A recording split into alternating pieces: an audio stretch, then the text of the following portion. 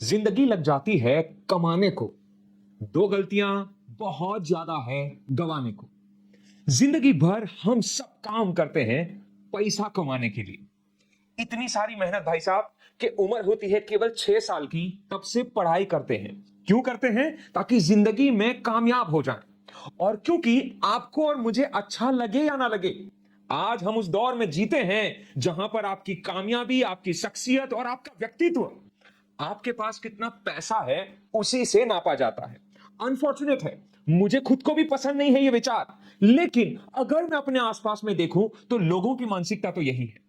ऐसे में एक चीज तो बहुत तय है कि जिंदगी में पैसा होना और अमीर बनना, या एटलीस्ट एक अच्छी जिंदगी जीने के लिए जो पैसे का जरूरत पड़ता है, उतना पैसा जीवन भर में भाई साहब मैनेज कर लो, ये बहुत जरूरी बात हो चुका है। पर ऐसे में न जाने कितने लोगों से मैं मिलता हूं जो मुझे अक्सर बोलते हैं, कितना भी कमाता हूं भाई कहीं ना कहीं छूट जाता है। कमाते बहुत ज्यादा है लेकिन बचता कुछ नहीं है। पता ही नहीं चलता कि जिंदगी में कितना रुपया कमाऊं तो इनफ है। मैं फाइनेंशियली फ्री हो सकता हूं क्या? क्या कभी ऐसा टाइम आ सकता है कि किसी दिन जब मेरे हाथ पांव ना काम करे या मेरा मन ना काम करे, उस दिन मैं बैठा रहूं और फिर भी जिंदगी एटलीस्ट ठीक ठाक सी चलती रहे? अगर तुम्हारे मन में भी ऐसे बहुत सारे सवाल चल रहे हैं तो आज मुझे पूरा विश्वास है कि अगर ये वीडियो आप अंत तक अगर देखते हैं तो मुझे पूरा विश्वास है कि वो दिमाग में रही सारी समस्याएं या बहुत सारे सवालों के जवाब आज जरूर मिलेंगे।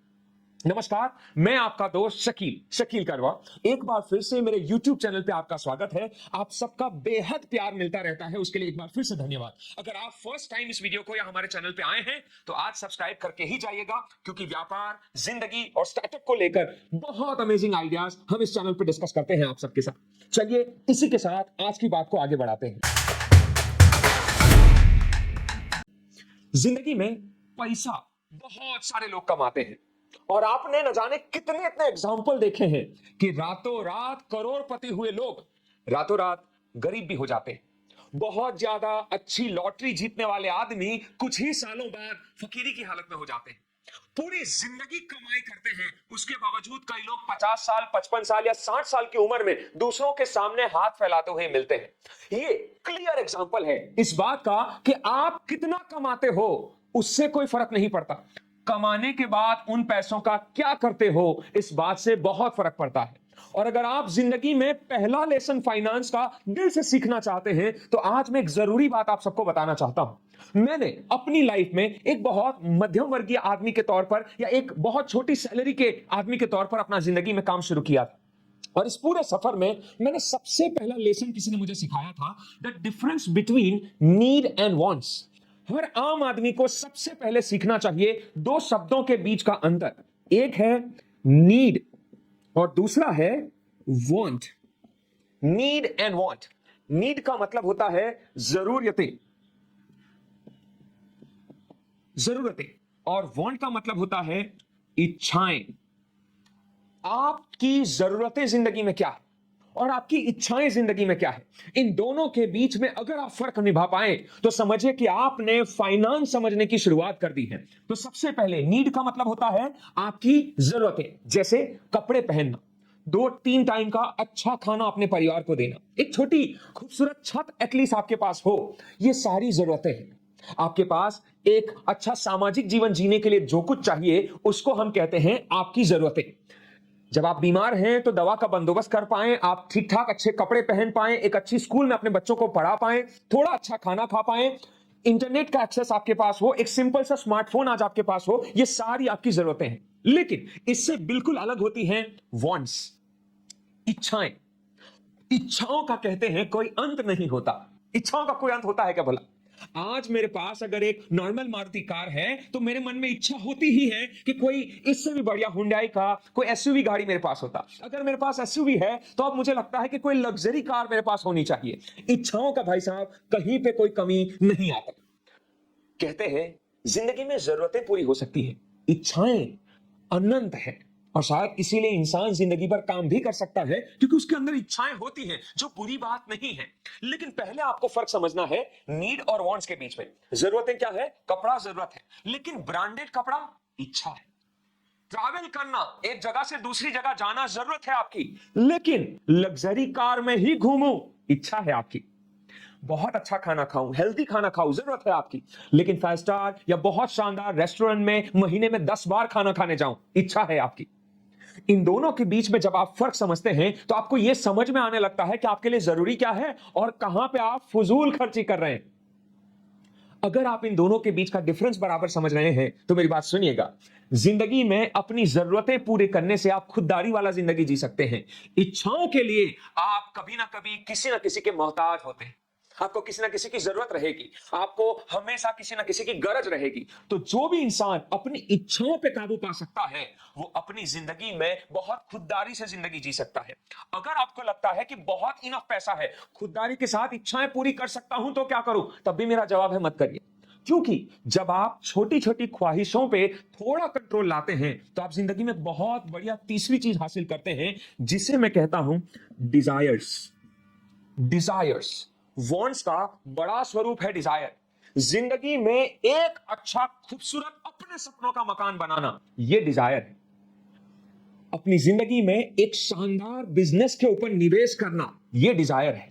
अपने परिवार को, अपने मां बाप को एक बार अच्छा फॉरेन ट्रिप कराना चाहता हूं, डिजायर है। बहुत खूबसूरत वांट्स है ये, जिंदगी को मतलब देती हैं, मीनिंग देती हैं। जो है तो ये भी जरूरतें नहीं है, तो ये भी कहीं ना कहीं इच्छाएं, लेकिन इतनी भव्य है, इतनी खूबसूरत है कि जिंदगी को मकसद मिलता है इनसे।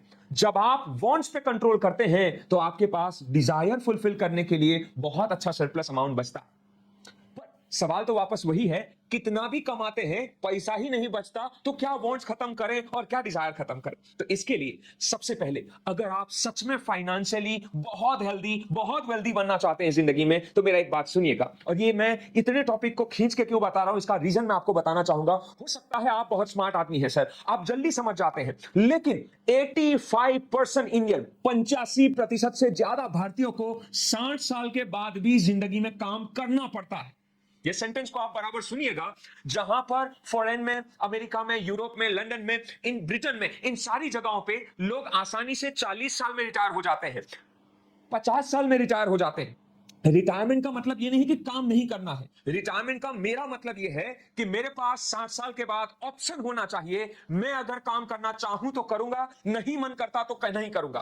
पर 60 साल के बाद मजबूरी हो कि मुझे काम करना ही पड़ेगा। भाई साहब, अगर मैंने कामकाज ना किया तो मेरे परिवार को खाना नहीं मिलेगा, आज रोटी नहीं मिलेगा, आज कपड़ा नहीं मिलेगा, आज छत नहीं मिलेगा। 60 साल तक जिंदगी में काम करने के बावजूद इतना फ्रीडम नहीं ले पाते। कितने लोग नहीं ले पाते? 85% पीपल, 85% लोग इंडिया में फाइनेंशियली फ्री नहीं हो पाते 60 साल के बाद।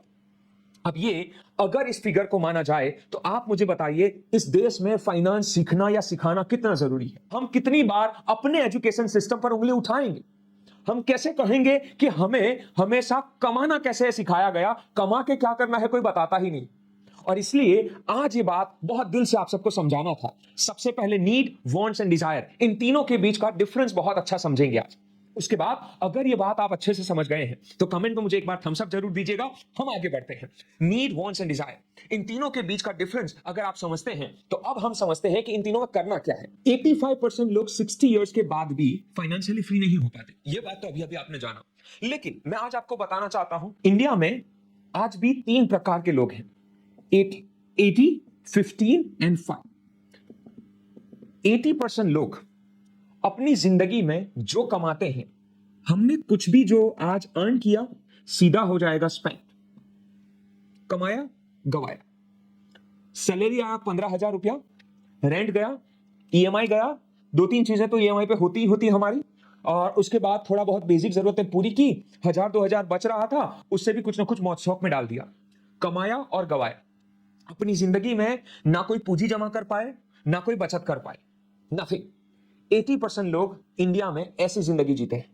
रिच डैड पुअर डैड में रॉबर्ट कियोसाकी कहते हैं कि ये लोग रेट ट्रैप में है, यानी कि एक उंदर, ये एक छछूंदर को आप डालिए किसी भी जगह पर, वो गोल गोल घूमता रहेगा जिंदगी भर। बस ऐसे ही सामान्य आदमी या पुअर आदमी या जीवन भर गरीब रहने वाले आदमी का निशानी है, तुम्हारे को जितना मजबूरी बताना है मेरे को बताओ, लेकिन अगर तुम ऐसा जी रहे हो, कमाया और वपराश किया, कमाया और गवाया, अगर तुम ऐसी जिंदगी जी रहे हो तो तुम 80% लोगों में से हो जिनके पास कोई कोई कोई उद्देश्य नहीं है कि वो कभी भी फाइनेंशियली फ्री हो पाएंगे, या वो तो फ्री हो ना हो, अपने आने वाली पीढ़ी को थोड़ा बहुत अच्छा प्लेटफॉर्म देकर कभी जा पाएंगे। जैसी जिंदगी तुमने जी वैसी ही तुम्हारे बच्चों को भी जीनी है, और अगर वो भी ना सीखे तो उनके बच्चों को भी वही जीनी है।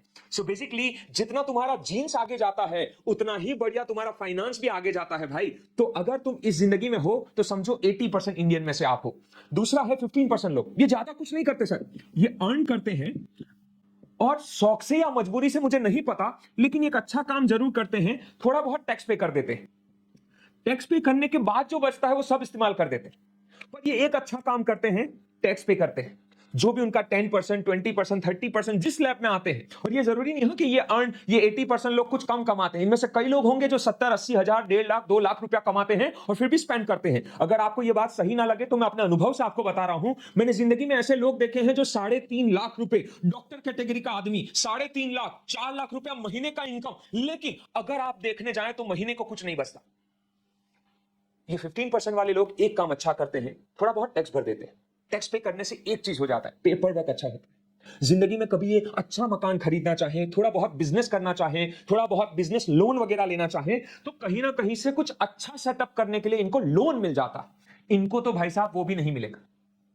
जिनको ज्यादा से ज्यादा जो मिला था क्रेडिट कार्ड था, और क्रेडिट कार्ड में भी आपने इनका आयोजन देख ही लिया है, ये जिंदगी में 2-4 बार तो डिफॉल्ट करेंगे ही करेंगे, दोबारा लोन लेने का तो बात ही पैदा नहीं होता। लेकिन इनके पास एक अच्छी बात है, इन्होंने टैक्स पे करके क्रेडिट बना लिया है। क्रेडिट बनने की वजह से कभी ना कभी इनको थोड़ा बहुत पूंजी मिल जाता है। तो ये है 15% लोग ठीक ठाक जिंदगी जी सकते हैं, मिडिल क्लास जिंदगी जीवन भर के लिए एक अच्छी, खुद के लिए भी अच्छा जिंदगी जिया, बच्चों को भी एक अच्छा। लेकिन ये 5% क्लब, ये 5% लोग जो इंडिया में जीते हैं और ये बहुत शानदार वेल्थ क्रिएट करते हैं, ये अपने आने वाली पीढ़ियों की भी बहुत अच्छी वेल्थ देकर जाते हैं और खुद भी बहुत अच्छी जिंदगी जीकर जाते हैं। ये क्या करते हैं अगर आपको समझना है तो इसके लिए सबसे पहला बात समझिएगा, इनकी सबसे बढ़िया बात ये होती है कि इनकी मल्टीपल इनकम होती है। बहुत विविध सोर्सेज से ये लोग इनकम लाते हैं। आपके मन में सवाल आएगा कि सर यही तो प्रॉब्लम है, हमें मल्टीपल इनकम नहीं मिलता तो हम कैसे करें। ये कैसे मल्टीपल सिस्टम या मल्टीपल इनकम करते हैं उसके बारे में हम आगे बात करेंगे। फिलहाल बस यहां से कहानी शुरू होती है। इनको बहुत अलग अलग विविध जगहों से इनका इनकम होता है। कभी म्यूचुअल फंड से ये कुछ अच्छा कमा के लाते हैं, कभी ये रेंटल प्रॉपर्टी से कुछ ना कुछ अच्छा कमा के लाते हैं, कभी उनका साइड बिजनेस का जो हसल होता है वो कुछ देता है, उनका मेन बिजनेस उन्हें कुछ ना कुछ देता है। मल्टीपल इनकम इनके पास है जिनसे ये काम करते हैं। लेकिन इसके बाद कमाल ये नहीं है कि इनके पास इनकम है, क्योंकि अपने अभी अभी सीखा है पैसा कितना आता है वो इंपॉर्टेंट नहीं है, कमाने के बाद क्या करते हो वो ज्यादा इंपॉर्टेंट है। तो बात यहां से ध्यान दीजिएगा, बहुत मल्टीपल जगहों से जब इनको इनकम आता है, इसका ये क्या करते हैं, सबसे पहला 50% री इन्वेस्ट करते हैं। री इन्वेस्ट, जिस सोर्स से भी मेरा इनकम हुआ है उसमें 50% वापस डालूंगा। अगर इस साल मेरे व्यापार में 20 लाख रुपए का अगर मुझे प्रॉफिट होता है तो मुझे 10 लाख रुपया इसी बिजनेस में मुझे वापस डाल देना है। बाकी का जो 50% बचता है उनमें से ये लोग 20% अप्रोक्सीमेटली ऑन एन एवरेज, कोई 10%, कोई 30%, कोई एवरेज 20% ये लोग टैक्स चुका देते हैं। और बाकी का जो 30% बचता है इसे ये लोग अपने सैलरी के तौर पर लेते हैं। चाहे मैं भले बिजनेसमैन हूं, लेकिन मेरी कंपनी ने अगर 20 लाख रुपया प्रॉफिट किया है पिछले साल, तो मेरे लिए तकरीबन 6 लाख रुपया मेरी इस साल की सैलरी है। और ये 30% जो इनकम है इसको ये लोग खुद के लिए इस्तेमाल करते हैं। ये 20% टैक्स पे करते हैं जिनसे इन्हें बैंक का पैसा मिलता है, इन्वेस्टर का पैसा मिलता है, बहुत अच्छे अच्छे रिस्क वाले प्रोजेक्ट जब भी इनको करने होते हैं बाजार का पैसा लेकर आते हैं सर। तो वापस नए काम और नए इनकम के सोर्सेज जब जनरेट करने हैं तब ये 20% या 30% या 10% जो भी उन्होंने टैक्स पे किया वो उन्हें काम लगेगा। 50% री इन्वेस्ट करते हैं। खास करके अगर आप, क्योंकि मैं मानता हूं कि मेरे चैनल पर ज्यादातर लोग एंटरप्रेन्योर हैं, आप खुद एक अच्छा एमएसएमई या स्मॉल स्केल इंडस्ट्री का बिजनेस करते होंगे, तो आपके लिए बहुत जरूरी मुद्दा यह है सर, 50% री इन्वेस्ट। 50% री इन्वेस्ट का मतलब क्या हुआ, इस साल टॉप लाइन है, फॉर एग्जाम्पल समझने के लिए, टॉप लाइन में हमने 1 करोड़ का टर्नओवर किया, 1 करोड़ का टर्नओवर में से हमें 20 लाख रुपया प्रॉफिट हुआ। 50% हम री इन्वेस्ट करेंगे। इस साल हम 10 लाख रुपया और डालेंगे अपने कैपिटल में। ये 10 लाख रुपया कहां जाएगा? ज्यादा बेहतर मार्केटिंग की तरफ, ज्यादा अच्छा ब्रांडिंग का खर्चा जो हमें करना है, नई टेक्नोलॉजी अब जो हमें टॉप लाइन में लानी है, अच्छा मैन पावर, अभी तक जो भी हमारी टीम थी उससे ज्यादा शानदार टीम कल मुझे लानी है, बहुत अच्छा, हमें कोई बड़ा अच्छा रेंटल प्रॉपर्टी का जरूरत है, धीरे धीरे काम बढ़ रहा है, अब हमें ज्यादा बड़े ऑफिस का जरूरत पड़ता है। ऐसे जो डेवलपमेंट के काम है, ट्रेडिंग वालों उधारी देने के लिए नहीं डालना है, नया डेवलपमेंट करने के लिए, ज्यादा कस्टमर तक कैसे पहुंचे, नई मंडियों में कैसे पहुंचे, ज्यादा अच्छे ग्राहक तक कैसे पहुंचे, ज्यादा हुनर वाले लोगों को कहां से लेकर आए, बढ़िया टेक्नोलॉजी में इन्वेस्ट कैसे करें, इसके लिए हम ये 50% को डालते हैं। अब सच्ची बताइए, जो बिजनेस मुझे पिछले साल 20 लाख रुपया अगर प्रॉफिट करके दिया है, उसी में मैंने 10 लाख रुपया ज्यादा डेवलपमेंट के पीछे डाला, अगले साल यही बिजनेस मुझे क्या रिटर्न देगा? हो सकता है अगले साल यही बिजनेस से मैं 35 लाख रुपया प्रॉफिट करूं, अगले साल शायद 50 लाख रुपया प्रॉफिट करूं, या एटलीस्ट 30 लाख रुपीस प्रॉफिट करूंगा। वापस ये साइकिल कैसा चलेगा जरा सोचो, है ना? तो ये बात है, यहां पर ये 50% री इन्वेस्ट करते हैं, और ये जो 30% इनके पास जो बचता है, उनमें भी ये रैंडम खर्चे नहीं करते, इनमें भी ये लोग 4 हिस्से करते हैं। उम्मीद है यहां पर दिखाई दे रहा होगा आप सबको, 30% सैलरी का 4 हिस्सा निकालते हैं। इसमें भी ये लोग नियम लगाते हैं 30 30 20 20, 30 30 20 20। अगर बोर्ड पे ना दिखे तो मैं अपनी टीम से कहूंगा कि वो लोग स्क्रीन पे इसका एडिटिंग करके आपको देंगे। 30 30 20 20, 30% फॉर द नीड्स, बेसिक जरूरतों के लिए, आपका जो खाना पीना रहना उठना बैठना, समाज के छोटे मोटे काम, कहीं शादी ब्याह प्रसंग वगैरह छोटा मोटा, उसके लिए 30%।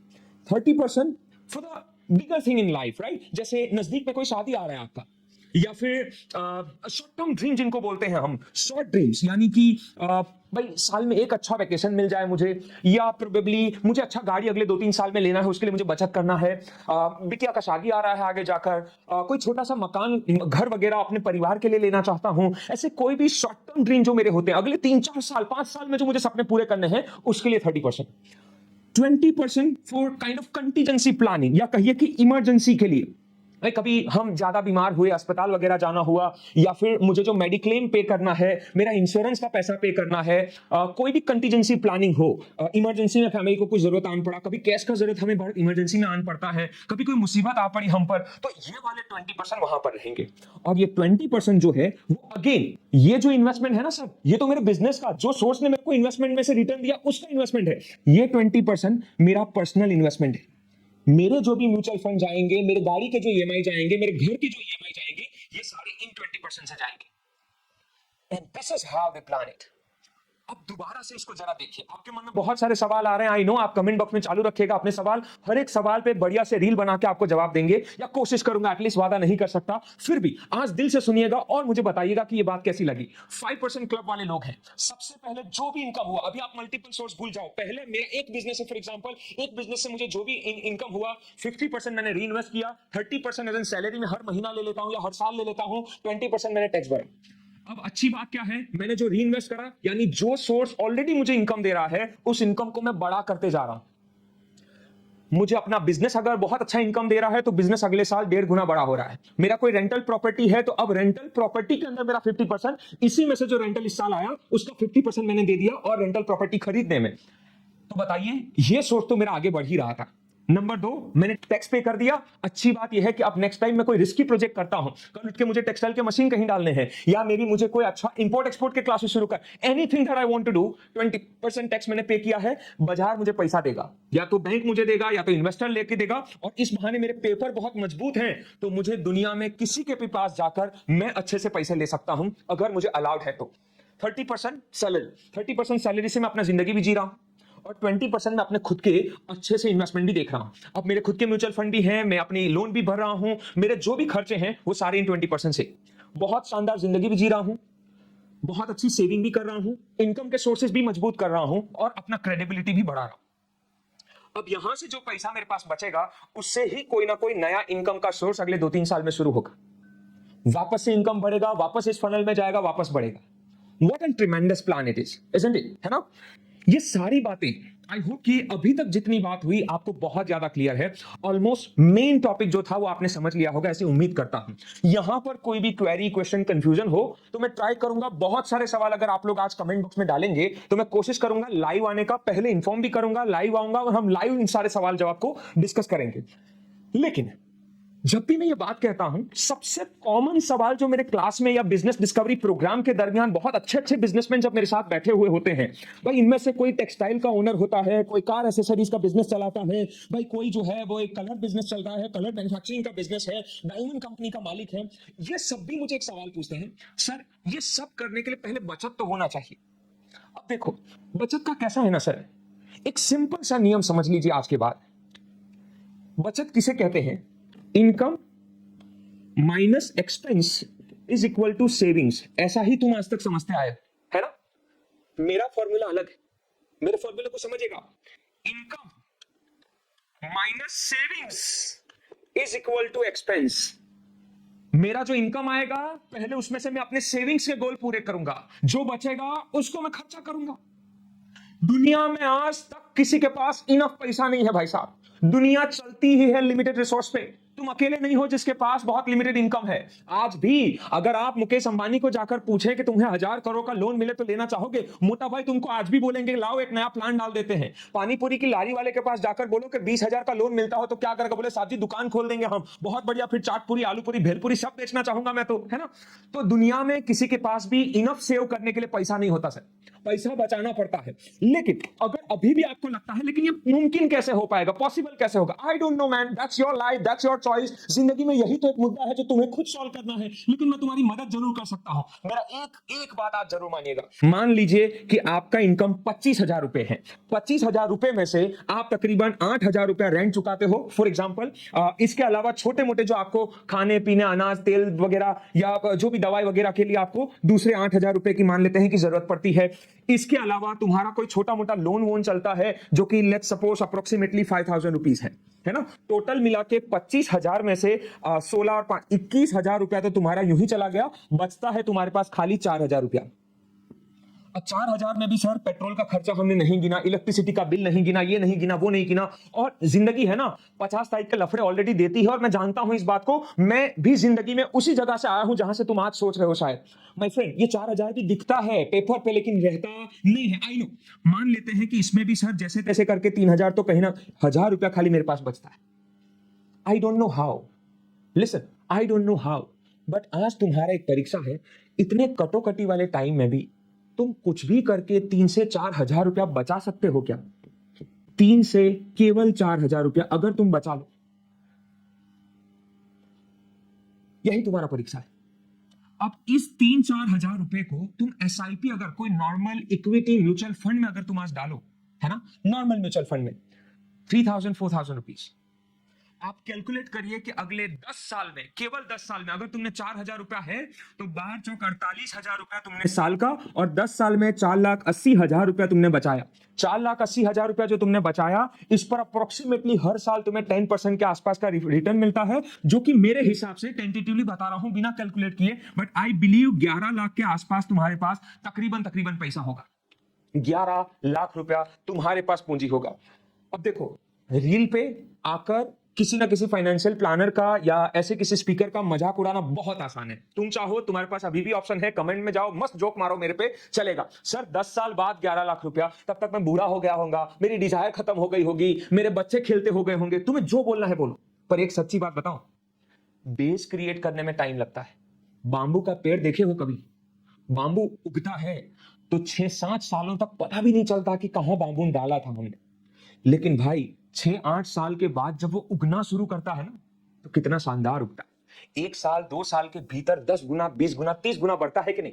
तो याद रखना, जिंदगी में पहला 10 लाख बचाना ही मुश्किल था। अब तुमने जो 10 लाख रुपया बचाया है ना दोस्त, ये हर साल तुम्हें 10% के हिसाब से 1 लाख रुपए का एडिशनल इनकम दे रहा है। भाई तुम ऑलरेडी जिंदगी में बहुत मेहनत, खुद की जिंदगी डाल रहे थे ना, तब तुम 25,000 कमा रहे थे। 25,000 यानी तुम अकेले जब काम करते थे तब तुम 3 लाख रुपया ही खाली कमा पा रहे थे। अब तुम्हें 1 लाख रुपया एक्स्ट्रा मिल रहा है लाइफ में, है ना। अब तुम बचत कितनी कर सकते हो? अब तुम आगे आगे आप कैलकुलेट करेंगे। देखिए, मैं ये नहीं कहता कि आप कल के कल अमीर हो पाएंगे। अभी जो हालत में जी रहे हो उसमें तो कोई गारंटी नहीं है कि तुम अमीर हो पाओगे। लेकिन इस तरह से प्लान करने से कम अगले 12 साल बाद तो तुम उस पोजीशन पे तो होंगे जहां पर तुम खुलकर जिंदगी जी पाओ। ये 25,000 भी एक दिन बढ़ेगा दोस्त, तुम उम्मीद रखो, खुद पर निवेश करो, एक आध छोटा मोटा कोर्स करो, कहीं ना कहीं कुछ ना कुछ सीखो, और याद रखो शॉर्टकट में गए बगैर तुम खुद को जलाना शुरू करो, बहुत मजा आएगा। खुद को गड़गड़ो, खुद को घसीटना चालू करो, खुद को मेहनत करवाना चालू करो, और कभी भी गलती से किसी भी तरह का गैम्बलिंग नहीं करूंगा, कभी किसी ऐसी ऐप में नहीं डालूंगा, कोई टीम मेरे को नहीं बनाना है, उसका शपथ ले लो आज, और मेहनत करने को तैयार हो जाओ, सीखने को तैयार हो जाओ, और बहुत शानदार आदमी बनो। खुद पर निवेश करो, अपनी बचतें बढ़ाओ, बहुत शानदार काम होंगे। What I mean to say is, my friend, मेरी टीम हमेशा एक बहुत शानदार कोट मेरा इंस्टाग्राम पे आपके लिए, इस क्लब के लिए डालती है, असंभव केवल वो है जो तुमने कोशिश नहीं किया, जो तुमने दिल से चाहा है वो सब कुछ इस दुनिया में संभव है। Finance is all about discipline. Warren Buffett हमेशा कहा करते थे, Warren Buffett, the man who know how the money works, right? Warren Buffett हमेशा कहा करते थे, फाइनेंस प्लान करना इतना बोरिंग काम है, इतना बोरिंग काम है कि किसी घास के तिनके को उगते हुए देखना। अब आप देखो, घास को उगते हुए देखोगे तो बोर हो जाओगे, वो तो कई महीनों बाद 2-5 इंच बढ़ता, कब तक बैठे रहोगे? बोर हो जाओगे। फाइनेंस भी उतना ही बोरिंग है दोस्त, लेकिन उसके जो रिजल्ट है ना, वो सबसे इंटरेस्टिंग रिजल्ट है। You know what my friend, जब इतनी सारी बातें कोई बोलता है ना, तो मन करने लगता है साहब छोड़ो ना यार, जिंदगी आज है कल नहीं। तो अभी बीच में मैंने एक रील डाला था आप लोगों के लिए इंस्टाग्राम पे सक्सेस के लिए, तो किसी ने नीचे लिखा था, सर इतना सक्सेस हो गए, इतने सक्सेस हो गए, और पता चला एक दिन प्लान में क्रैश हो गए, फिर ऐसी सक्सेस का क्या करने का? तो मेरा मन करता था कि उन भाई साहब को मैं रिप्लाई करूं कि दोस्त ऐसा है ना कि अहमदाबाद में जहां पर ये प्लान क्रैश हुआ था, जिसकी तुम शायद वो उन्हीं के रेफरेंस से बात कर रहे थे, अहमदाबाद में जहां पे प्लान क्रैश हुआ ना, वो तो अनफॉर्चुनेट था, बहुत दुखदाई था, और मुझे भी उसके लिए बहुत दुख है। अनफॉर्चुनेट था, कभी नहीं होना चाहिए था। बट पहली बात, ऐसी घटनाएं 50 साल में, 100 साल में एक बार होती है, और ये घटना 400 लोगों के साथ, 500 लोगों के साथ हुई। बाकी के 140 करोड़ लोगों को अगली जिंदगी जीना है ना यार, उनके खुद के परिवार को आगे जीना है। जिनको जीना है उनकी जिंदगी बेहतर तो हो सकती है, नंबर 1। और नंबर 2, वो प्लेन जहां पे क्रैश हुआ ना, वहां पे एक बहुत अच्छा गुजराती फिल्म का डायरेक्टर एक्टिवा लेके घूम रहा था। उसको कोई लेना देना नहीं था प्लेन से, वो तो ऐसे ही वहां नीचे था और प्लेन उसके ऊपर क्रैश हो गया। एक दादी माँ अपनी पोती के साथ थे, वहां पर प्लेन उनके ऊपर गिर गया। Life is full of uncertainty my friend, I know you have to live it. और जीने के लिए मैंने 30% तुमको 60% इनकम दिया है, बाकी फ्यूचर के लिए तो थोड़ा हमको काम करना ही होगा, right? So what I mean to say is, success होने से कुछ हो जाएगा ये सोचकर सक्सेसफुल ना होना, वो बहुत ज्यादा मूर्खामी या बहुत ज्यादा बेवकूफी वाला काम है। दूसरा बात, मैं मानता हूं कि जिंदगी एंजॉय करने के लिए है, लेकिन मीनिंगलेस जिंदगी जीना भी बहुत ज्यादा खराब बात भी तो है, right? So I don't say कि आज मर के तुम कल जीना, मैं कहता हूं आज जीना, पर थोड़ी थोड़ी कल की तैयारी जरूर करना, है ना? क्योंकि लाइफ हमेशा तुम्हें आज एंजॉय करने का मौका नहीं देगी। कल जब नहीं देगी, तब तुम्हारे आज के कर्म तुम्हें कल काम आएंगे। उम्मीद करता हूं, मैंने अपने दिल से आज बहुत दिल से प्रयत्न किया था मेरे तमाम भारतवासियों को या मेरे तमाम देशवासियों को एक बहुत अच्छा संदेश देने का, या मैं जितना हो सके उतना अच्छे से उनको समझा पाऊं, ऐसे आज मैंने अपनी बेस्ट कोशिश किया था। अगर मेरी ये कोशिशें आपको पसंद आ रही हैं, तो मेरी आप सबसे रिक्वेस्ट है, प्लीज एटलीस्ट 5 लोगों तक इस वीडियो को जरूर शेयर करिएगा। शायद इससे मैं आपसे लाइक सब्सक्राइब वगैरह मांगूंगा नहीं, लेकिन फिर भी एक दिल से कोशिश है आप लोगों के लिए। बहुत वक्त नहीं मिलता ये सारे वीडियो शूट करने का, बहुत सारे ट्रेनिंग प्रोग्राम्स होते हैं, कंसल्टिंग प्रोजेक्ट्स होते हैं, न जाने कितने और काम होते हैं। वीडियो बनाने के लिए बहुत मेहनत से टाइम निकालना पड़ता है, इसलिए आप लोगों का बहुत ज्यादा साथ चाहिए। मुझे खूब मजा आता है जब आप लोगों की कमेंट्स वगैरह पढ़ता हूं। हो सके तो इस वीडियो को लाइक भी करिएगा, अपने सवाल मुझे कमेंट बॉक्स में जरूर भेजिएगा, और अगर मेरी बात दिल से अच्छी लगी हो तो कम से कम 5 लोगों तक जरूर शेयर करिएगा। और जितने भी बेहतरीन सवाल हैं मुझे आप भेजिए। आप इंस्टाग्राम पे मुझे डीएम कर सकते हैं, आप यूट्यूब में कमेंट बॉक्स में मुझे नीचे कमेंट में भी लिख सकते हैं। थैंक यू सो मच, उम्मीद है जल्द आपसे मुलाकात होगा अगले वीडियो में। ठीक है, thank you, your friend Shakeel करवा।